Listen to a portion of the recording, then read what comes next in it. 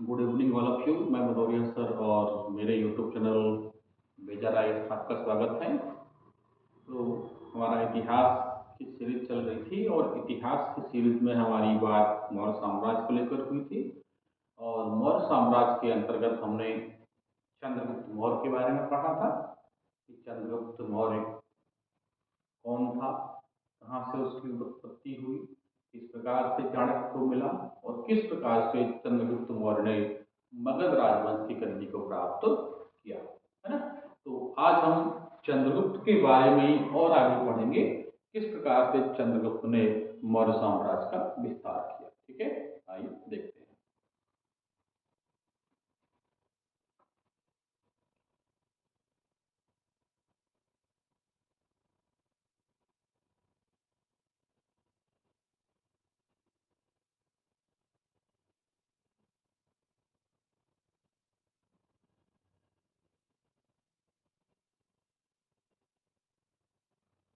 चलिए, तो कल हमारी बात यहाँ तक हो गई थी।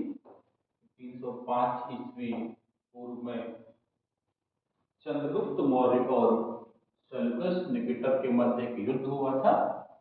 सेल्यूकस यूनानी शासक था। सिकंदर की मृत्यु के बाद उसने पुनः सिकंदर के जीते हुए क्षेत्रों को प्राप्त करने की कोशिश की।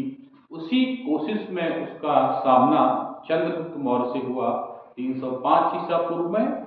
यह युद्ध वो हार गया और युद्ध हारने के पश्चात एक समझौता हुआ और उस समझौते के परिणाम स्वरूप सेल्यूकस को 4 प्रांतों को देना पड़ा, जिसमें काबुल, कंधार, हैरान, हेरात और मकरान कहा गया। काबुल, कंधार, हेरात और मकरान जो है कहा गया।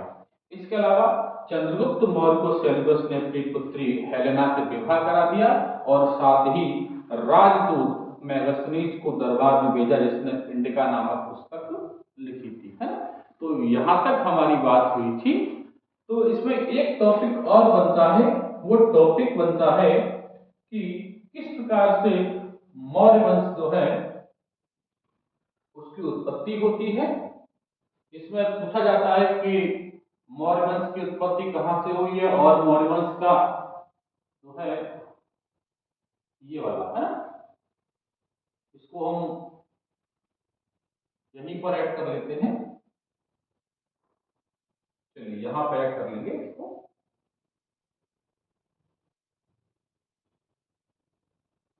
हाँ,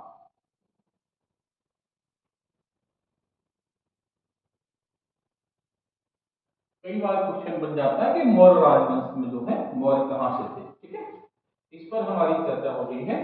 ये चीज रह गई थी कि चंद्रगुप्त मौर्य कौन थे। ठीक है, हाँ, तो इसके बारे में चर्चा हमारी हुई थी। उसके बाद चंद्रगुप्त मौर्य कौन है या मौर्य राजवंश कौन है उसके बारे में बात होगी। तो बौद्ध और जैन साहित्य इनको क्षत्रिय मानते थे, क्योंकि चंद्रगुप्त मौर्य जैन धर्म के अनुयायी थे। इसीलिए जैन जो है धर्म ग्रंथ उसको क्षत्रिय मान रहे हैं। वही अशोक बौद्ध धर्म का अनुयायी था। इसीलिए जैन धर्म और दोनों ही धर्म कहते हैं कि जो है मौर्य वंश कौन सा है, क्षत्रिय है। इतिहास में विवाद रहा है कि मौर्य राजवंश की जो उत्पत्ति कहां से हुई थी। पहला क्वेश्चन तो यही है कि मौर्य राजवंश की स्थापना कौन कर रहा है, चंद्रगुप्त मौर्य कर रहा है। क्षेत्र क्या है, उत्तर, उत्तर पश्चिम, प्रायद्वीपीय भारत और बड़े बड़े प्रांत। उसके बाद अगला क्वेश्चन है मौर्य कौन थे। तो जैन धर्म और बौद्ध साहित्य कहते हैं कि मौर्य क्षत्रिय हैं। वही ब्राह्मणवादी स्रोतों की बात करें तो उसको शूद्र मानते हैं। अगर आप उस काल के ब्राह्मण ग्रंथों की बात करोगे तो उस काल के ब्राह्मण ग्रंथ कहते हैं कि जो है मौर्य साम्राज्य के लोग कैसे थे, शूद्र थे। चंद्रगुप्त मौर्य जो है शूद्र था। वहीं अगर विशाखदत्त के मुद्रा राक्षस की बात करोगे तो वो इसको कुलहीन मानता है। कैसा मानता है, कुलहीन मानता है। वहीं बहुत बड़ी लेखिका वर्तमान में आपको नाम मिलेगा रोमिला थापर। इनका मानना है कि चंद्रगुप्त मौर्य वैश्य था। ठीक है, रोमिला थापर आज के काल के इतिहास की बहुत बड़ी लेखिका है। वो कहती हैं कि चंद्रगुप्त मौर्य वैश्य है। वही विष्णु पुराण की अगर हम बात करें तो विष्णु पुराण कहता है कि चंद्रगुप्त मौर्य मुरा का पुत्र था। और मुरा के बारे में जानकारी मिलती है कहा जाता है कि मुरा घनानंद की दासी थी और एक प्रकार से चंद्रगुप्त मौर्य को घनानंद की दासी का पुत्र कहा गया है। ठीक है, ये सारी कहानी है मौर्य राजवंश के इतिहास के बारे में कि मौर्य राजवंश कौन कौन थे और कैसा था। ठीक है, इसके बाद जो फिर हमारी बात हुई थी, ठीक है, इसके बाद अगली चर्चा हम करेंगे वो चर्चा हमारी ये है कि चंद्रगुप्त मौर्य, जैसे मैंने बताया था कि चाणक्य जो है जब मगध आया तो मगध से उसका अपमान किया गया। कहां पर? मगध में। ठीक है, मगध में अपमान किया गया। इस अपमान के बदले के स्वरूप उसने क्या कहा कि जब तक घनानंद को परास्त नहीं कर दूंगा तब तक मैं जो है अपनी चोटी जो है नहीं बांधूंगा। घनानंद को परास्त करना, क्या करना? घनानंद को परास्त करना उसने अपना एक अंतिम लक्ष्य बना लिया। जब वो मगध से निकला तो मगध में ही उसे एक कुछ बच्चे खेल खेल रहे थे, बच्चे खेल खेल रहे थे, उसमें एक राजा बना हुआ था और बाकी के लोगों का वो न्याय कर रहा था। क्या कर रहा था? न्याय। चंद्रगुप्त जो है मौर्य राजा बना हुआ था और चाणक्य ने बड़े ध्यान से देखा कि किस प्रकार से चंद्रगुप्त मौर्य नामक बालक, चंद्रगुप्त जो है किस प्रकार से वहां जो प्रजा के रूप में बालक था उसका न्याय कर रहा है।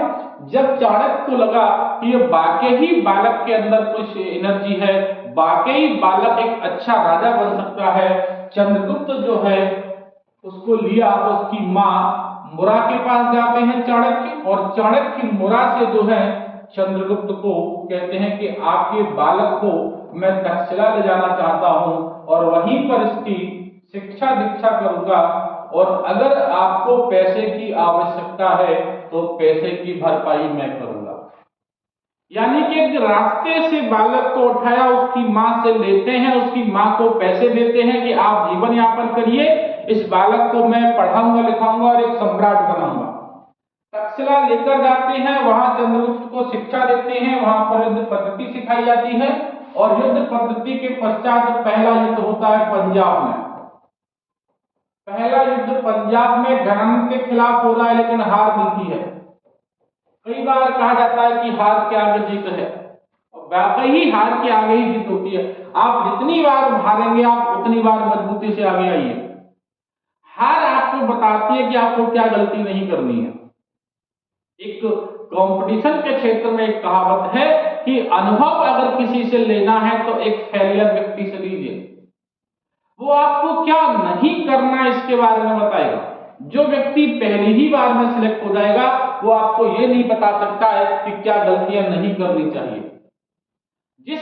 जो व्यक्ति हारा है वो व्यक्ति आपको बताएगा कि मैंने अपने जीवन में ये गलतियां की हैं, आपको ये गलतियां नहीं करनी है। जब आप उन गलतियों को नहीं दोहराएंगे तो कहीं ना कहीं आपके जीवन में एरर कम हो जाएंगे। तो चंद्रगुप्त की पहली हार उसको सिखा रही है कि उसको क्या काम नहीं करना। इसीलिए जब चंद्रगुप्त दूसरी बार युद्ध करने जाता है तो बड़ी आसानी से घनानंद को परास्त कर देता है और मौर्य साम्राज्य की स्थापना करता है ना। तो कल हमारी मौर्य साम्राज्य की स्थापना के बारे में चर्चा हो गई थी, कुछ टॉपिक छूट रहे थे उन्हें हमने आज कवर कर लिया है। मौर्य कौन थे, उनका प्रारंभिक इतिहास क्या है और किस प्रकार से चाणक्य जो है मौर्य चंद्रगुप्त को लेकर जाता है, शिक्षा दिलाता है और उसके बाद पहला युद्ध पंजाब में होता है, वो हार जाता है। उसके बाद अगला जो है अब वापस आ जाते हैं मौर्य साम्राज्य के बारे में। कल हमारी विस्तार की बात हुई थी तो मैंने बताया था कि चंद्रगुप्त मौर्य का जो विस्तार है वो हिंदकुश पर्वत तक है, पूर्व में बंगाल तक है, जहां का प्रमाण मिलता है हमें सहगौरा अभिलेख से। कहां से मिलता है? सहगौरा अभिलेख से मिलता है। ठीक है, तक्षशिला का प्रमाण हमें कहां से मिल रहा है? काबुल कंधार जीते हुए हैं। पश्चिम में प्रमाण कहां से मिल रहा है? जूनागढ़ के अभिलेख से, जिसको रुद्रदामन ने लगवाया है। दक्षिण का प्रमाण हमें कहां से मिलता है? श्रवणबेल गोला से मिल रहा है, जहां पर चंद्रगुप्त मौर्य ने प्राण त्यागे थे। और हिंदकुश पर्वत का प्रमाण हमें मिलता है जस्टिन के कथन, जिसमें जस्टिन ने कहा है कि चंद्रगुप्त की 6 लाख की सेना ने पूरे भारत को रोक डाला। इस प्रकार से निश्चित हो जाता है कि चंद्रगुप्त मौर्य का साम्राज्य कहां से कहां तक फैला हुआ था। ठीक है, ठीक है। इसके बाद हम बात करते हैं, इसकी चर्चा हमारी हो गई। अगला था हमारा, हाँ, जस्टिन ने क्या कहा था कि 6 लाख की सेना ने पूरे भारत को रौंद डाला। इसके बाद चंद्रगुप्त के महल की बात आती है, तो चंद्रगुप्त का महल लकड़ी का बनवाया गया और ये लकड़ी का महल जंगलों के बीच में था। कहां पर था? जंगलों के बीच में था, जो आसानी से दिखने वाला नहीं था। यानी अगर दूर से दुश्मन अगर उस पर नजर रखना चाहे तो इसको बड़ी आसानी से आप नजर नहीं रख सकते। इसीलिए चाणक्य ने अपनी नीति के तहत इस लकड़ी के महल को जंगलों के बीच बनवाया। इसके अलावा इस महल के चारों ओर बड़ी बड़ी खाइयां खुदवाई और उन खाइयों के अंदर मगरमच्छों को डलवाया गया और उन खाइयों को लगभग 100 फीट गहरा बनाया गया और इन खाइयों को इस प्रकार से रखा गया कि कोई भी अगर एकाएक हमला करेगा तो खाई में जो गिर पड़ेगा। और निकासी के लिए केवल एक ही दरवाजा रखा, वो दरवाजा दिन में खुलता था, रात में बंद होता रहता था, जिसके कारण से संपर्क जो है इस जमीन का किले से टूट जाता था। यानी दरवाजे में चेन लगी हुई थी, चेन से ढीला करके उसको गिरा देते थे तो वो रास्ता बन गया और रात में वापस से इसको चेन से चढ़ा के दरवाजा बंद कर लिया।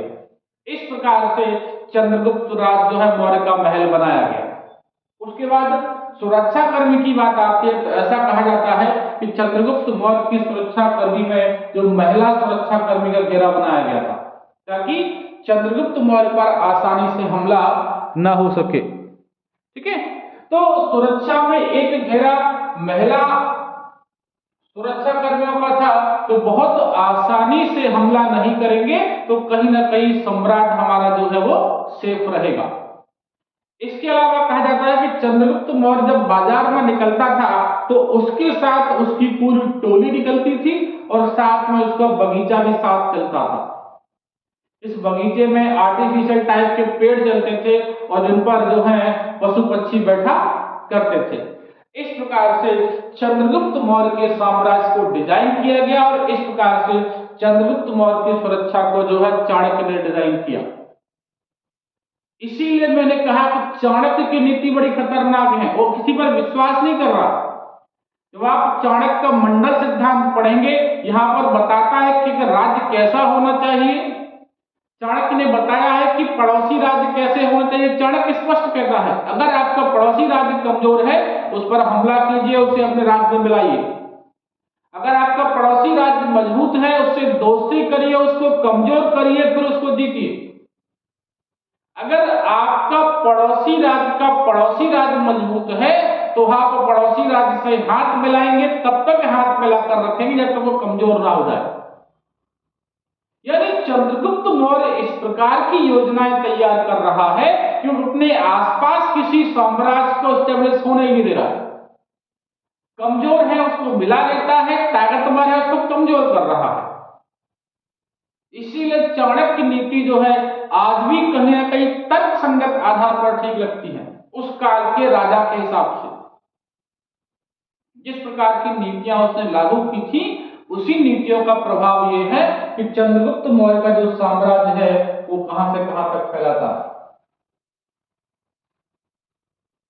ठीक है, आप देख रहे हैं चंद्रगुप्त मौर्य का साम्राज्य। ये तक्षशिला आपको देखने को मिलेगा, ये है आपका इंद्रप्रस्थ, ये है आपका मथुरा, ये जो है पश्चिमी क्षेत्र है गुजरात वाला, और ये कर्नाटक श्रवणबेलगोला तक पूर्व में बंगाल। यानी पूरा साम्राज्य आपको चंद्रगुप्त मौर्य का देखने को मिलेगा। ये पाटलिपुत्र है, ये बोधगया है और इधर वाला क्षेत्र क्या है, बंगाल है।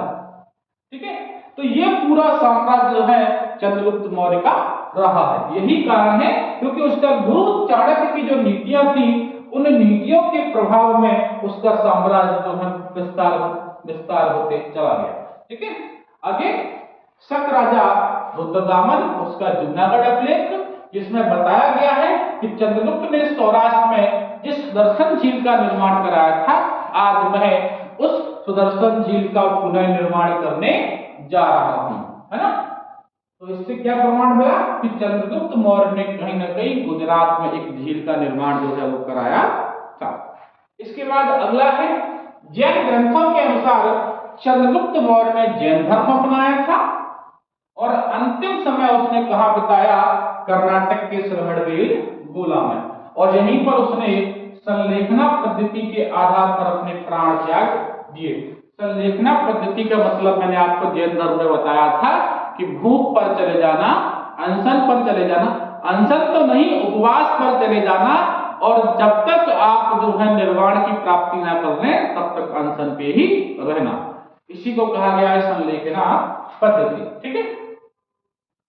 चंद्रगुप्त मौर्य ने गंगा घाटी समेत पूरे उत्तर भारत पर नियंत्रण कर लिया था। वही जो है आपको इस मैप में देखने को मिलेगा, ये उत्तर हिंदकुश पर्वत से लेकर जो है पूरा गंगा घाटी और कर्नाटक का श्रवणबेलगोला। ठीक है। साम्राज्य विस्तार की बात करते हैं, मैंने कर ही दी, अब केवल पढ़ना बाकी है। वह मौर्य साम्राज्य के मुख्य वास्तुकार थे जिन्होंने सबसे पहले पंजाब में खुद को स्थापित किया और फिर मगध क्षेत्र पर नियंत्रण के लिए जो है पूर्व की ओर बढ़े। वही मैंने कहा था कि पहला आक्रमण पंजाब पर था लेकिन हार गए, उसके बाद पुनः जीता और आगे कहां बढ़े? मगध की ओर। चंद्रगुप्त ने एक विशाल साम्राज्य का निर्माण किया जिसमें बिहार, उड़ीसा, बंगाल के बड़े बड़े हिस्से, पश्चिमी और उत्तर पश्चिमी भारत और दक्कन शामिल थे। ठीक है। हालांकि कुछ हिस्से साउथ के जो है वो नहीं जीत पाया था, जिसमें केरल, तमिलनाडु वाला हिस्सा जो आपको देखने को मिलेगा। ठीक है। केरल, तमिलनाडु और पूर्वोत्तर भारत के कुछ हिस्सों को छोड़कर बाकी पूरे उपमहाद्वीप पर चंद्रगुप्त मौर्य का शासन रहा था। ठीक है। अब कभी अगर क्वेश्चन बन जाए कि चंद्रगुप्त मौर्य का जो है साम्राज्य विस्तार क्या रहा था, तो पूर्व में बंगाल तक, उत्तर में हिंदकुश पर्वत तक, पश्चिम में जो है काबुल कंधार तक और दक्षिण में कर्नाटक के श्रवणबेलगोला तक। ठीक है। इसके बाद आगे देखते हैं बिंदुसार। ठीक है। तो चंद्रगुप्त की मृत्यु के बाद शासक कौन बनता है? बिंदुसार बनता है। जनरली अगर प्रीलिम्स की बात करोगे तो वहां पर जो है लगभग 7 से 8 क्वेश्चन चंद्रगुप्त मौर्य के बारे में बनेंगे। एक तो 305 ईसा पूर्व का युद्ध बनता है, इसके अलावा इसका महल लकड़ी का बना हुआ था, उनका गुरु कौन था। बाकी जो चाणक्य के बारे में क्वेश्चन बनेंगे तो हम चाणक्य को एक अलग से जो है टॉपिक लेकर पढ़ेंगे, क्योंकि चाणक्य की बहुत सारी नीतियां और बहुत सारे जो है पॉलिटिकल थिंकिंग है। इसमें आप मंडल सिद्धांत पढ़ोगे, सप्तांग सिद्धांत पढ़ोगे, है ना। तो बहुत सारी चीजें हैं जो एमपीपीएससी मेंस में जब आप पॉलिटिकल थिंकर्स पढ़ते हो तो वहां पर आपको चाणक्य देखने को मिलेंगे। तो उनके लिए हम एक अलग से टॉपिक लेंगे और एक पूरा लेक्चर जो केवल चाणक्य को लेकर चलेंगे। ठीक है। तो यहाँ पर हमने बात चंद्रगुप्त मौर्य की कर ली है। चंद्रगुप्त मौर्य की मृत्यु के बाद उसका बेटा बिंदुसार गद्दी पर बैठता है और इसे अमित्रघात कहा गया है। क्या कहा गया है? अमित्रघात कहा गया है। ठीक है। अमित्रघात का मतलब होता है शत्रुओं का विनाश करने वाला। ठीक है। बिंदुसार जो चंद्रगुप्त मौर्य का पुत्र था, बिंदुसार को अमित्रघात, सिंहसेन, मद्रसार और अजातशत्रु बरिसार भी कहा गया है। यानी कि इतनी सारी उपाधियां आपको देखने को मिलेंगी। पहली क्या है? अमित्रघात है, दूसरी है सिंहसेन, तीसरी है मद्रसार और चौथी है अजातशत्रु वीरसार। बिंदुसार महान मौर्य सम्राट अशोक के पिता थे। ठीक है। बिंदुसार कौन है? चंद्रगुप्त मौर्य के पुत्र हैं और अशोक के कौन है? पिता हैं। ठीक है। इसके बाद है चंद्रगुप्त मौर्य एवं दुर्धरा के पुत्र बिंदुसार ने काफी बड़े राज्य का शासन संपदा में प्राप्त की थी। अब क्योंकि चंद्रगुप्त मौर्य पहले से ही बहुत बड़ा साम्राज्य छोड़ गए थे, उसी साम्राज्य को कौन संभाल रहा है? बिंदुसार। बिंदुसार किसके पुत्र हैं? चंद्रगुप्त मौर्य और दुर्धरा के पुत्र हैं। ठीक है। उन्होंने दक्षिण भारत की तरफ जो है राज्य का विस्तार किया। कहां विस्तार कर रहे हैं? दक्षिण भारत की तरफ विस्तार किया। चाणक्य उनके समय में भी प्रधानमंत्री थे, लेकिन उसके बाद चाणक्य के वंशज ही राजा गुप्त को जो है क्या बनाया गया? महामंत्री बनाया गया। ठीक है। कभी क्वेश्चन अगर बन जाए कि चंद्रगुप्त के पश्चात कौन महामंत्री बना, तो राधा गुप्त जो उन्हीं का जो है वंशज है। ठीक है, तो पहले आप इसका स्क्रीनशॉट ले लो।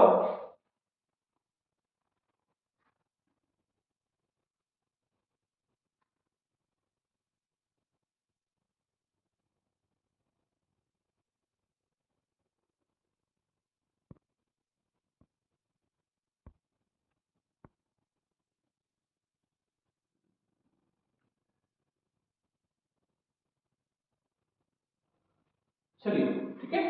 स्ट्रैबो के अनुसार सेंड्रोकोटस के बाद बिंदुसार उत्तर, यानी एक लेखक हुए स्ट्रैबो जिन्होंने चंद्रगुप्त मौर्य को सेंड्रोकोटस कहा है, और वो कहते हैं कि सेंड्रोकोटस के बाद बिंदुसार क्या बनता है, उत्तराधिकारी बनता है। ठीक है, इतनी बात क्लियर है।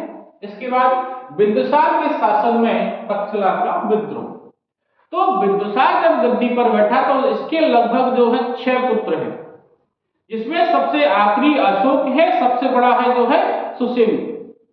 तो बिंदुसार के काल में तक्षशिला में 2 बार विद्रोह हुआ, और दोनों ही पहले विद्रोह में जो है सुसीन को भेजा गया, वो दबा दिया गया, लेकिन बाद में एक विद्रोह और होता है तो उसमें सुसीन को भेजा गया, सुसीन विद्रोह को दबाने में नाकाम रहे, उसके बाद अशोक को भेजा गया।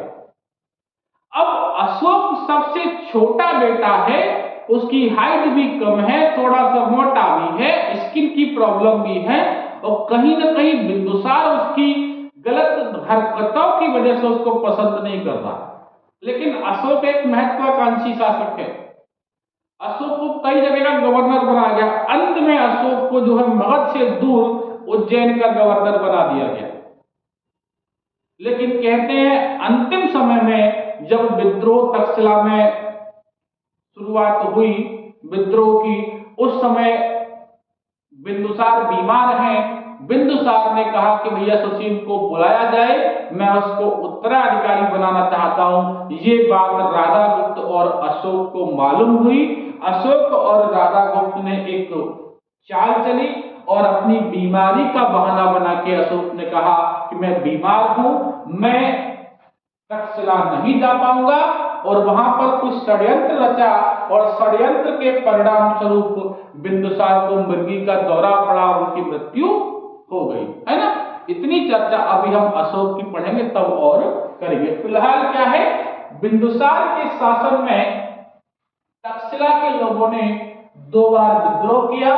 पहली बार विद्रोह बिंदुसार के बड़े पुत्र सुसीन ने कुप्रशासन के कारण हुआ, और दूसरे विद्रोह का कारण अज्ञात है, परंतु बिंदुसार के पुत्र अशोक ने दोनों ही विद्रोह को दबा दिया। यानी तक्षशिला में 2 बार विद्रोह हो रहा है, और दोनों ही बार विद्रोह को दबा दिया गया। आखिरी बार विद्रोह को किसने दबाया, अशोक ने दबाया। ठीक है, सीरिया के सम्राट से इसके राजत्व काल में मित्रता कायम हुई, यानी सीरिया के जो नरेश थे उनसे मित्रता थी, जिसके कारण बिंदुसार ने सीरिया के नरेश से कहा कि हमको 3 चीजें पहुंचा दी जाए। एक तो हमको क्या पहुंचाना, एक बढ़िया सा फिलोसफर, एक जो है अंजीर, और एक क्या पहुंचानी है, शराब, है ना। शराब, एक आपका जो है फिलोसफर, और जो है बाकी जो है फ्राई जो है ड्राई फ्रूट्स।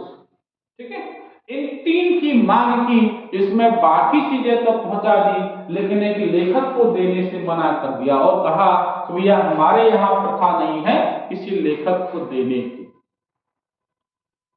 ठीक है, तो यहां तक बात जो है हुई। पहली बात क्या है, ये क्लियर हो गया।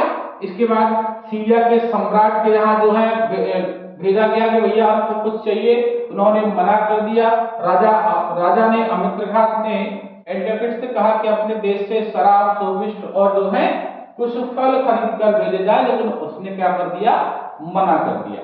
लेकिन उन्होंने बाद में एक राजदूत भेजा जिसे डाइमेकस के नाम से जाना जाता है, ये बाद में उनके दरबार में रहा था। ठीक है, इतनी बात क्लियर है।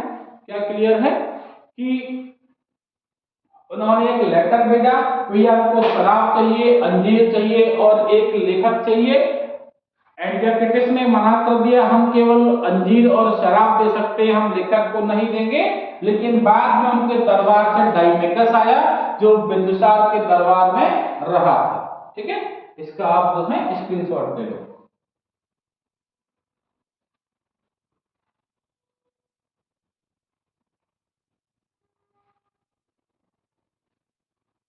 ठीक है, इसके बाद मिस्र के राजा टोलेमी द्वितीय के काल में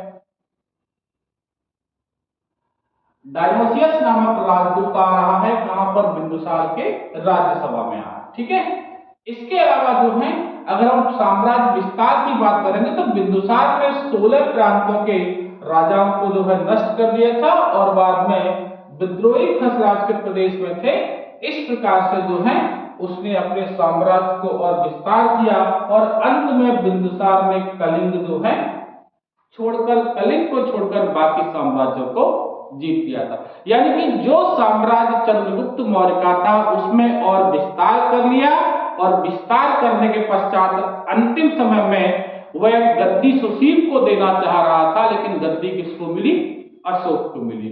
अशोक के बारे में चर्चा, बाकी चर्चा हम अशोक के पार्ट में करेंगे। फिलहाल हम इस चर्चा को यहीं तक रखेंगे। आपको मेरा वीडियो कैसा लगा? अगर आपको हमारा कंटेंट अच्छा लगता है तो हमारे चैनल को जरूर सब्सक्राइब करें और लाइक का बटन दबाएं।